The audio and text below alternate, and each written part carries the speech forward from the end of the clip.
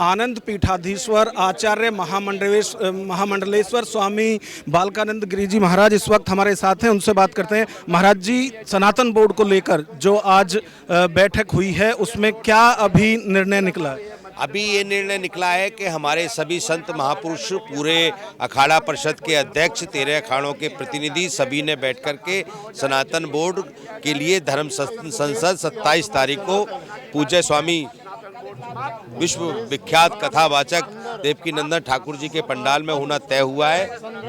उसके बाद समस्त पूरे विश्व का साधु समाज वहां उपस्थित होकर के सनातन बोर्ड की घोषणा करेगा। अच्छा, इसका बायलॉज क्या होगा? क्या क्या इसमें नियम रहने? इसके बायलॉज जो बने हैं वो उसी समय घोषणा जब की जाएगी। घोषणा का मतलब ही होता है संविधान बताना, बायलॉज बताना, नियम बताना, क्या क्या चीज़ इसमें इंक्लूड की गई है, कौन कौन सी विधि विधान से इसको चलाया जाएगा, उस सारी चीज़ों की घोषणा 27 तारीख को ही होगी।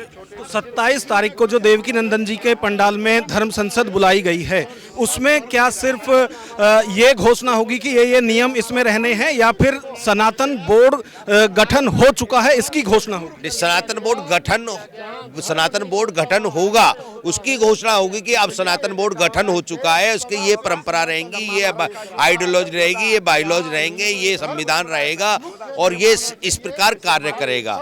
सनातन बोर्ड सबको जोड़ेगा, सबकी एकाग्रता को, सबकी संप्रदाय को, सबको संरक्षण प्रदान करेगा। यही लक्ष्य सनातन बोर्ड का होगा।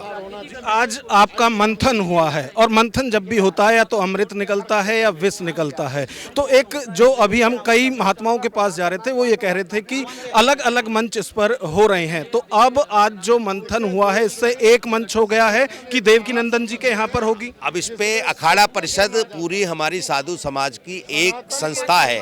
जब अखाड़ा परिषद की तरफ से कोई संदेश जाता है तो वो एक मंच होता है। तो अब इस समय 13 की 13 अखाड़ों के प्रतिनिधि, समस्त वरिष्ठ महामंडलेश्वर और आचार्य महामंडलेश्वरों का ये चिंतन और मंथन हुआ है और अखाड़ा परिषद की तरफ से घोषणा हुई है कि अब एक ही मंच होगा जिसपे 27 तारीख को धर्म संसद होगी। महाराज जी, एक बहुत कहा जाता है कि सनातनियों को एक करना तराजू में मेंढक तोलने जैसा है, तो क्या माना जाए कि सनातन को ये कहना कि मेंढक तोलने जैसा है, तो ये बात बहुत अनुचित है।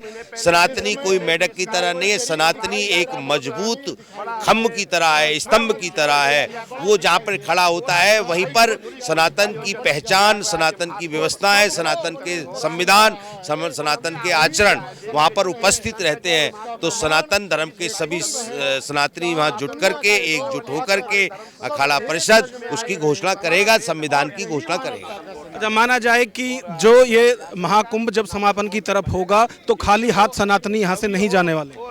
बिल्कुल, जो संत महापुरुष है उन्होंने जो मांग की है कि हमें दक्षिणा में ये चाहिए, तो यजमान को खुश होकर के, माननीय प्रधानमंत्री जी और योगी जी को खुश होकर के संत समाज को, पूरे विश्व के संत समाज को दक्षिणा देनी चाहिए।